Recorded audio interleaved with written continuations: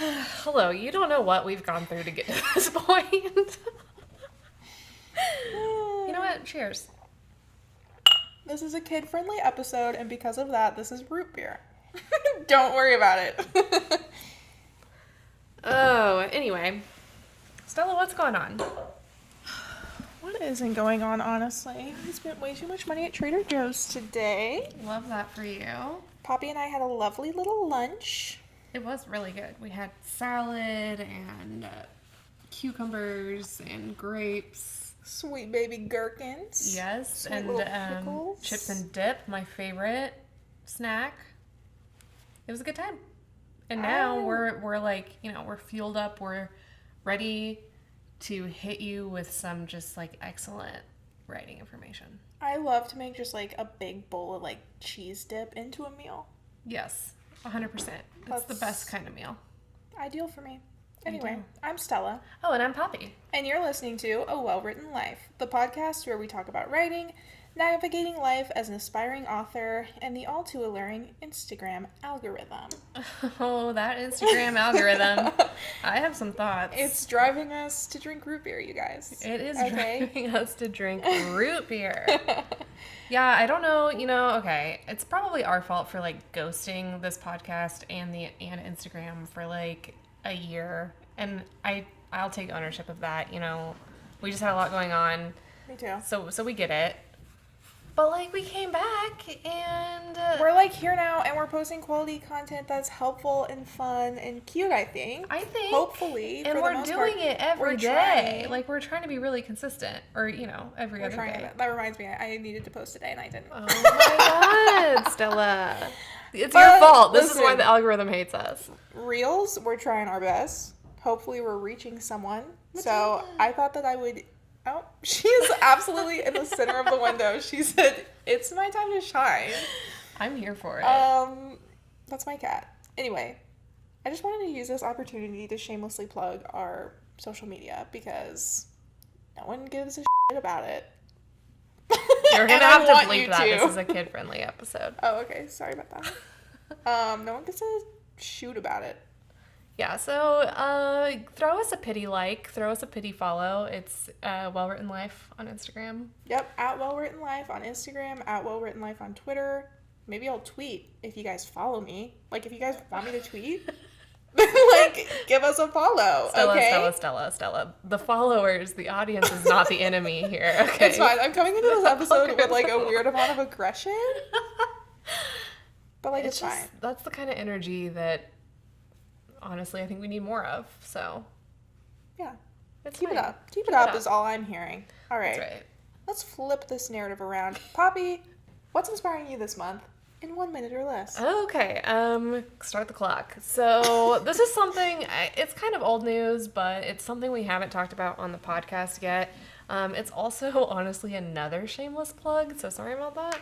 But it is our website refresh. Our poor website, much like our Instagram account, much like our podcast, has been neglected for a while. Much like an abandoned child. Keep it on theme. Kid-friendly, Just kidding. we abandoned it for a while. It was loading really slow. It was looking kind of dated, and she just needed to be freshened up. So, on a whim, I flipped a switch and transferred everything over, and I think it looks much nicer now. It's just a little more clean, a little more simple, a little easier to navigate, hopefully.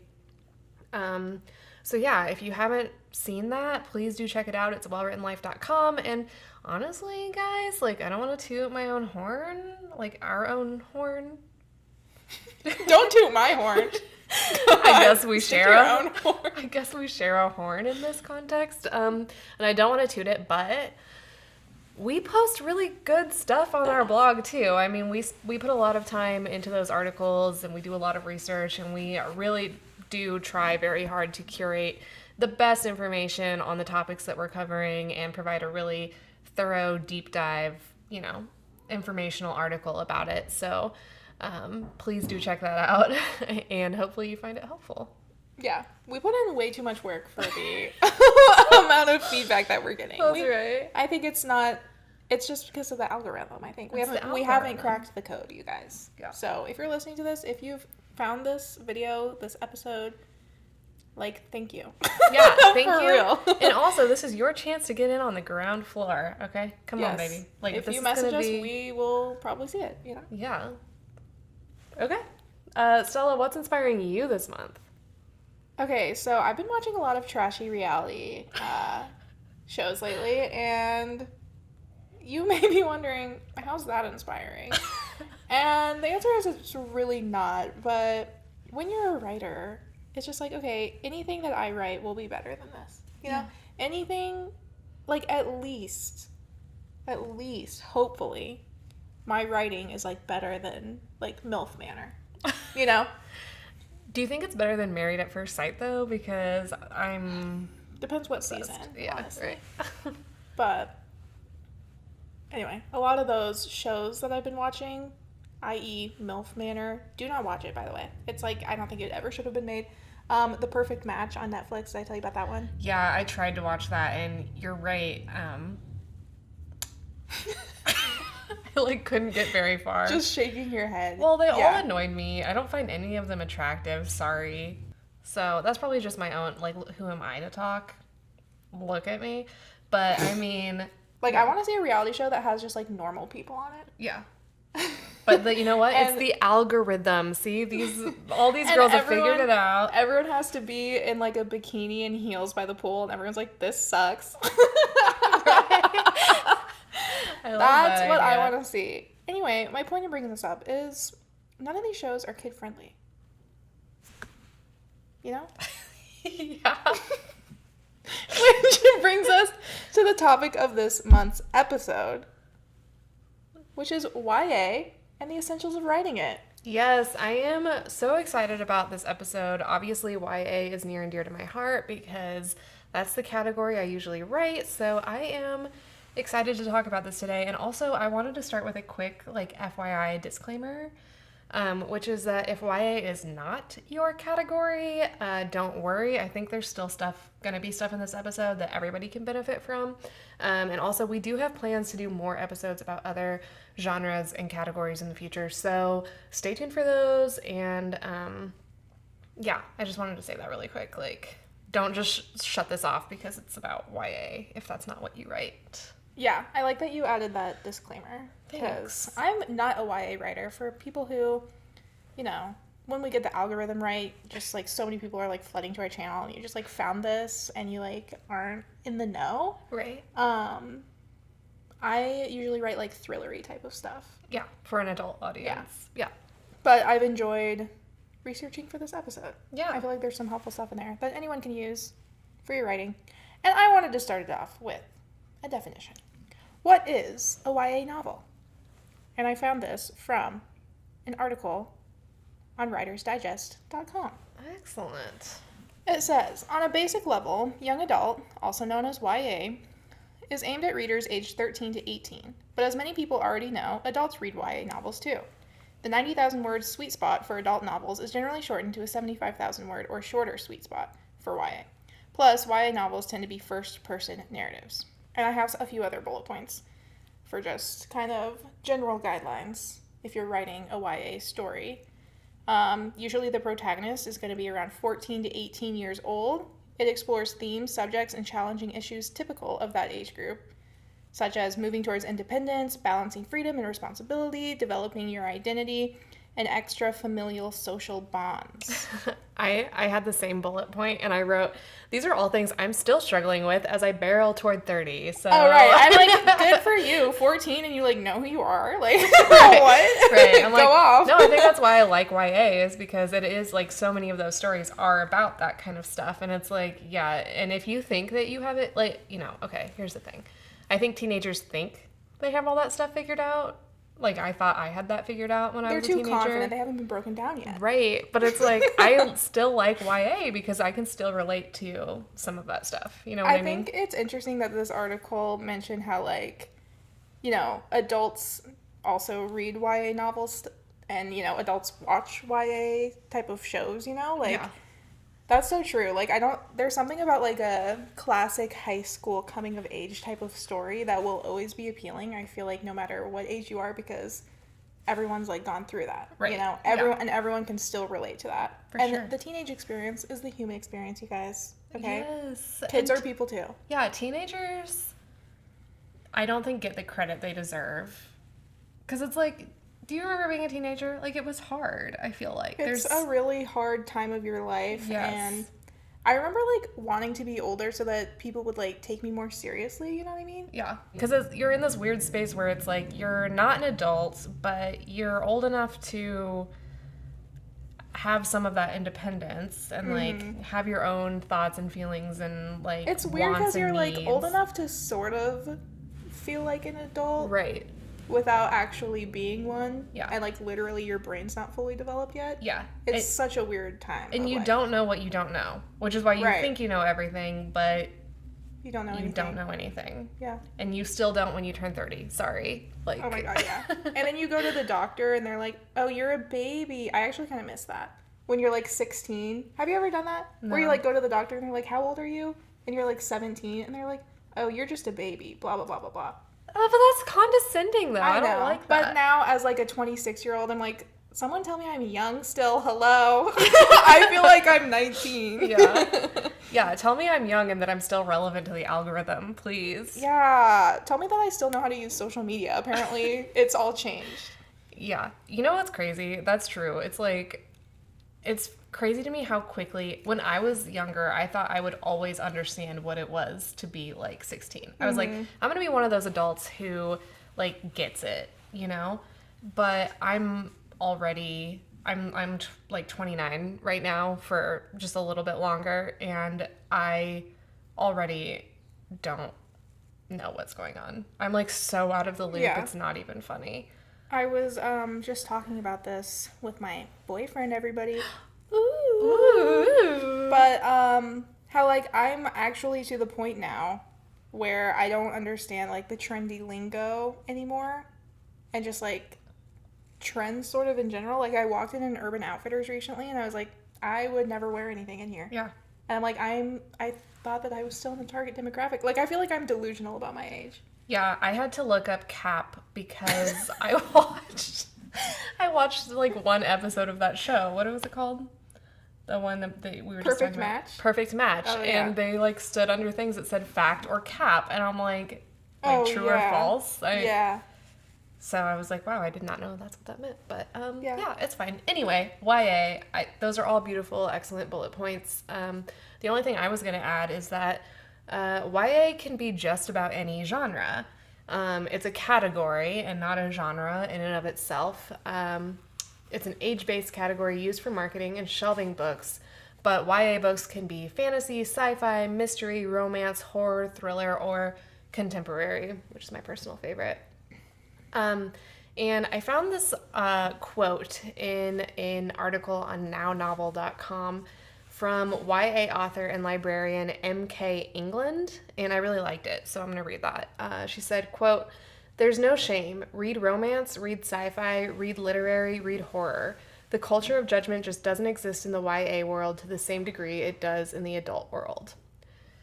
And I had never thought about that, but it's true. I think the reason I love writing YA is because there's some freedom to like move between genres and kind of explore like different genres while still ultimately being a YA writer.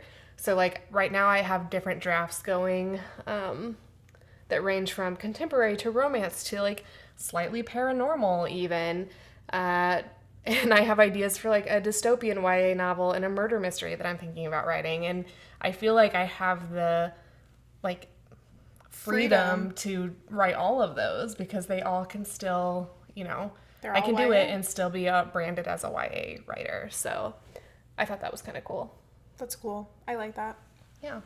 So should we go into some tips about writing a YA novel and the elements that every YA novel has to have? Hell yeah. I found a lot of tips in an article called How to Write for Teens Without Sounding Like an Adult Writing for Teens Love. by someone named Kurt Deenan on Writer's Digest. Go off, And Kurt. go off, like, No cap. get it, Kurt. W Riz, Kurt. That's What's one W that I don't Riz? know what it is. I don't know. It's something the teens say. Yeah. Um, Okay. okay. Anyway, tip number 1, become a teenager again and really get in touch with what does it mean to be a teenager. Okay.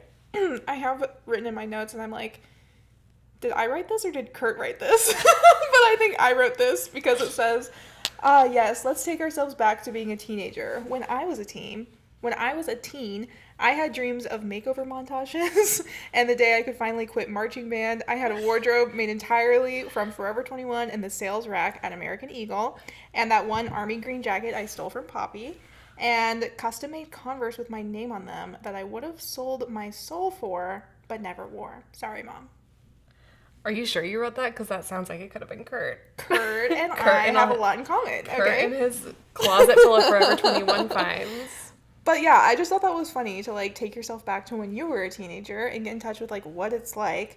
And this article suggested reliving your youth through like the dreaded high school yearbook, listening to the music you listened to back then, returning to old diaries or journals if you have them, reconnect with old friends even and like chat them up about what it was like That's a good idea. back in the good old days. It suggested even to watch like teen YouTube stars to observe like how they talk and think. So like getting in touch with like the lingo and what Yeah. all the kids think these days. The you know? youth culture. Yeah.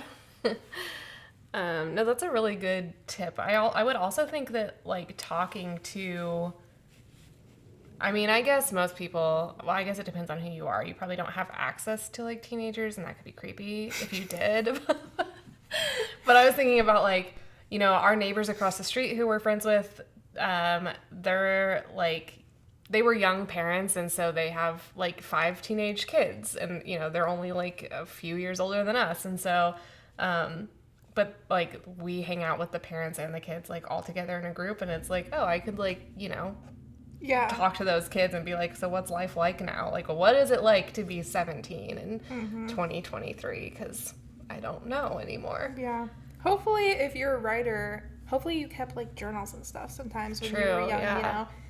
Because I feel like, I mean, I even have gone back to like my passion planner from like 2 or 3 years ago, and I'm like, ew, you know? So, Yeah. it's cringy, but it could also be helpful. Yeah, that's probably true. I recently found I had a notebook that like me and my 2 like best friends in high school, we would write notes to each other and then pass it back and forth. We like shared a locker and so we would leave it in our locker and then the next person would grab it and we would like write notes back and forth. And I recently found that and I'm like, oh wow, I thought we were so funny and this was so cool and now it's like, ooh, this is cringy. But Yeah. but it is a good peek inside of like our brains at that time in our Yeah. lives. Unfortunately, when I was a teen, it was like a normal thing for me and my friends to not just post on each other's Facebook walls, but to give each other like video messages Oh no. on each other's Facebook walls. That's- And it's like, it's a public Forum. video. Yeah. And I think that several years ago I like deleted all of them or something, but hopefully they're all deleted. I can't.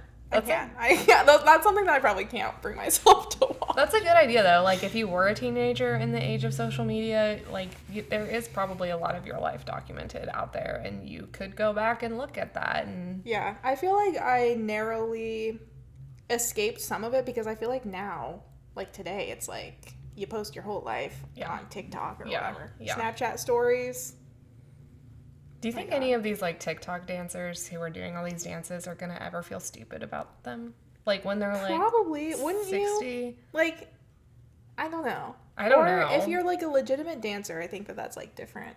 But if you're Yeah. just doing the trendy thing, it's like, yeah, how could you not? In 10 years from now, you're gonna be like gag, you know? Yeah. This is making me rethink our whole, like, plan to try yeah. to do more. Hopefully this. Oh my god, the Instagram reels. I'm sorry, you guys. I'm like trying to get your attention. Yeah. It's a please cry pay for attention help. to us. Okay. Okay, so that kind of, I think, actually ties into my first tip, which was, you know, when you said about, like, okay, I want to write a YA novel, what do I want it to be about? Think about a challenging situation that will force your young adult protagonist to grow, to, like, you know, confront some of those themes that we mentioned earlier on about, like, you know, figuring out their identity and like the whole coming of age story thing and like growing toward independence and all of that. And I love this because it actually, I think, builds directly on the Science of Storytelling episode that we did last month, because this is a necessary ingredient for any novel. But growth and challenges are especially relevant for teenagers. And then there was another quote from M.K. England from that Now Novel article that I really liked. She said, quote, "Teenagers are at the greatest point of change in life, and that makes for fascinating characters to explore. Throw someone who is growing and changing and forming their identity into challenging circumstances and watch the magic happen. Many adults are quite set in their ways. Teens are more likely to be adaptable, fierce, and open-minded." So step one, I would say, is go back to our last episode and determine how your YA protagonist is going to change over the course of the story and what story problem they're going to have to grapple with that is going to create that change.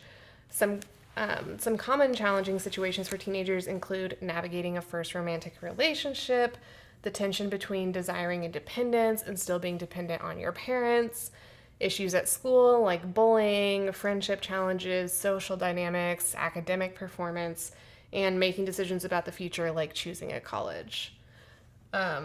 So I think that's really helpful. And I think that kind of also goes back to the definition of what a YA story is at its core. It's a young adult protagonist overcoming a specific challenge that's relevant to them that is going to force them to, you know, into that like coming of age type of growth scenario. Exactly. I think that we read the exact same article because I wrote down the same exact quote. Oh, really? Under one of my tips that was about, like, don't write down to younger readers. Mm-hmm. And I kind of, like, tied in the challenges thing. Because, I don't know, you shouldn't be, like, condescending or patronizing when you're writing YA, obviously. Because it's such, like, a pivotal point of life. And as we were talking about earlier, it's something that, like, everybody goes through and everyone can relate to. So I have that exact same quote about teenagers being at the greatest point of change in life and how that makes for fascinating characters. I had the list of challenging situations teenagers might go through. Sorry to steal your thunder, Stella. I really didn't mean to. No, you're good. And that article presented an interesting question, which I don't think that you mentioned already. What challenges will bring internal and external conflict to your own YA characters' lives? Yeah, I think that's like the biggest question to answer before you like set out to write a YA novel is, you know, what is this like transformation that they're gonna go through and what situation is gonna, you know, propel them toward making that change. Yeah, so just like if you're writing adult fiction, there's going to be like, you know, legitimate issues that your protagonist has to face and like major character development, potentially more so in a younger protagonist, you know what I mean? Yeah. Because they're just getting their lives started, they're just starting to figure stuff out. Well, and also, don't you feel like when you're a teenager, when you're like a young adult and something happens, like, you know, you lose your friend group or you know, like a friendship falls apart or a relationship falls apart or you don't get into the college you wanted or you don't make the sports team that you wanted to make or you, like, you know, get a bad grade on a test and it ruins your GPA. It's like that feels like the end of the world. You know what I mean? It's like those are genuinely like really challenging situations to be in when you're a young adult. So I think they just like pack so much more punch in a YA novel than, you know, when you're an adult, it's like you kind of deal with little crappy challenges all day, every day. And not to say that they don't suck, but like when you're...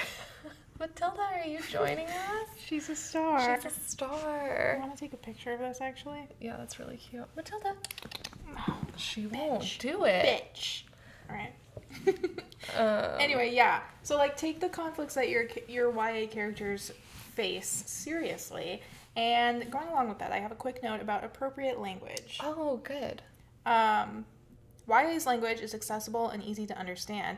And this article actually mentioned an online language checker tool called Hemingway. Oh, yeah. that you can use to check how your writing compares to age norms. Have you used that? I have, yeah. Oh, okay. I had never heard of it. I use it at work actually to because we were trying to make sure that everything we were writing to, because it will tell you like what grade level like your writing style is.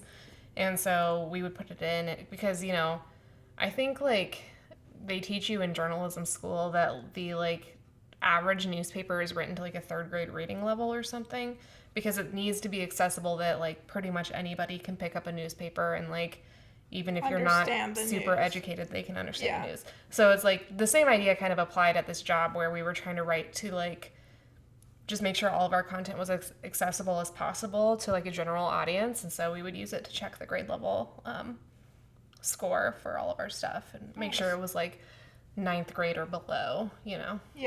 Yeah. This article also made a distinction that YA is not the same as middle grade. So you might want to, especially if you have like a younger teen protagonist, maybe use the tool to, I don't know, make sure you're not venturing to middle grade territory. Yeah, that's a really good point. And actually, I took a YA literature class in college, and that was one of the things our professor talked about was how teenagers tend to read about protagonists who are older than them by like a year or two, like their age or older. Like most teenagers don't want to read about a younger protagonist because, you're like looking forward and like most of us are going to relate more to like, the stuff that's coming up ahead than like wanting to read backwards. Yeah. When we're in that age Especially, range. yeah, when you're a teenager, you just want to grow up. Yeah. Yeah. Yeah, you don't want to like, when you're 16, you don't really want to read about I'm like, not going to read about a 12-year-old. a 12-year-old in the Magic Tree House or whatever, you know. So Those books slapped, though. those books were so good. I want to reread them, actually. Yeah, so my next tip was also that, which is use accessible language, but don't dumb your story down. Your writing needs to be easy to understand by your target audience, which again is 14 to 18 year olds, or 12 to 18 year olds, depending on your reading level. I was an advanced reader. So no brag. But that does not mean dumbing your book down or talking down to your readers, being patronizing or condescending. And it also doesn't mean that you have to shy away from tough topics. And in fact, YA is the perfect category to explore some of the harder hitting topics that we grapple with as we become adults. And I found this great article on writersedit.com that gave a few examples of some of the mature themes that are explored in YA literature. So a big one is The Fault in Our Stars by John Green, which is about kids with terminal cancer. And it doesn't get much like harder hitting than that, I feel like, So there's also The Book Thief by Markus Zusak, which is set in Nazi Germany and is told from the perspective of death. And then The Hunger Games is about children fighting each other to death and overthrowing a corrupt government. And I said hashtag just lighthearted YA things. Like, Cute.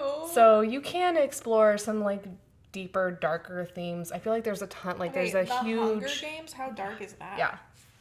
And I feel like there's a huge explosion of like murder mystery stories in YA right now too. So, really no topic is off limits in YA. Yeah.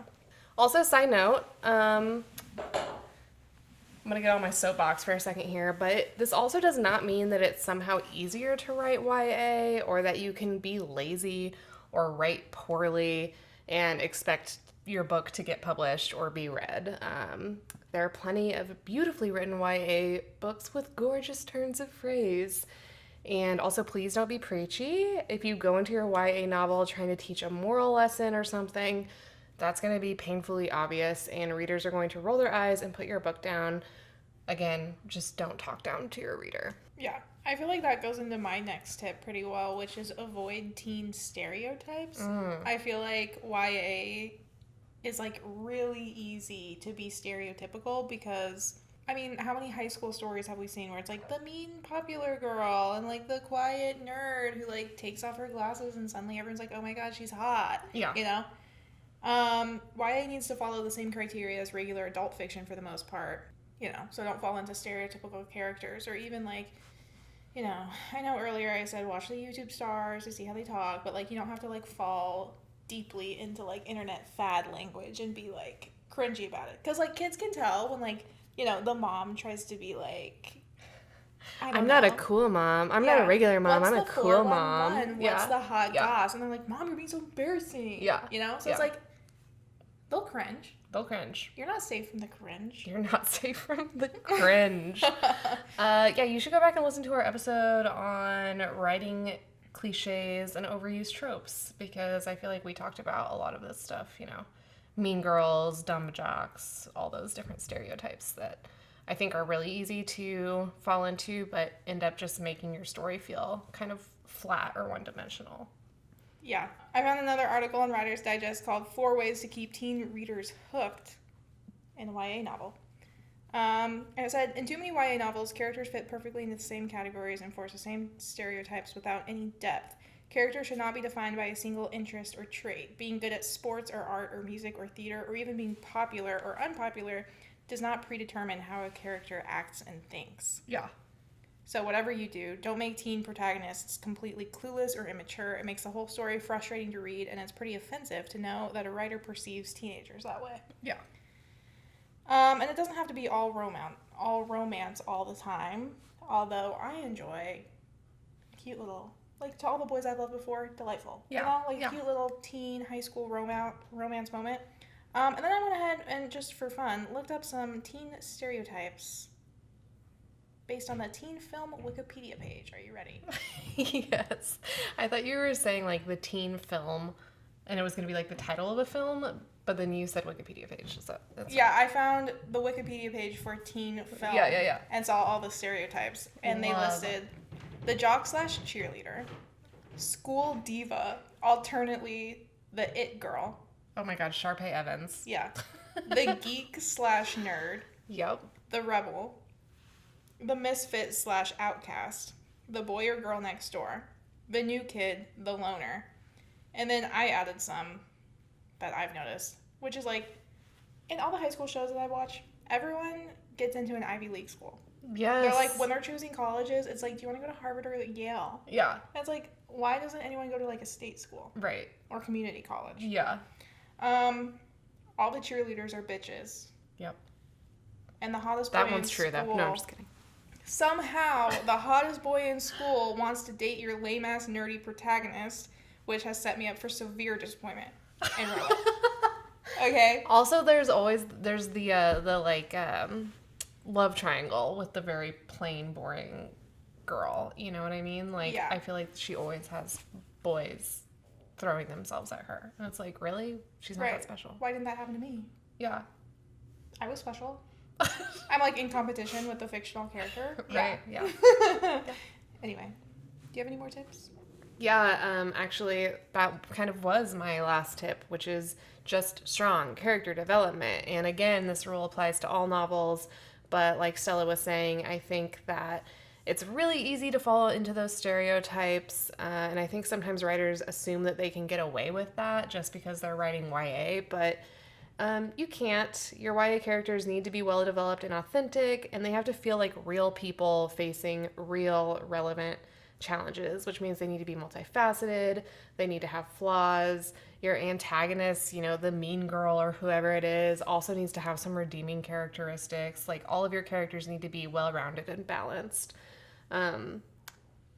Authenticity and relatability are huge for YA in general, and so remember, when you're writing YA, you're writing from a teen point of view.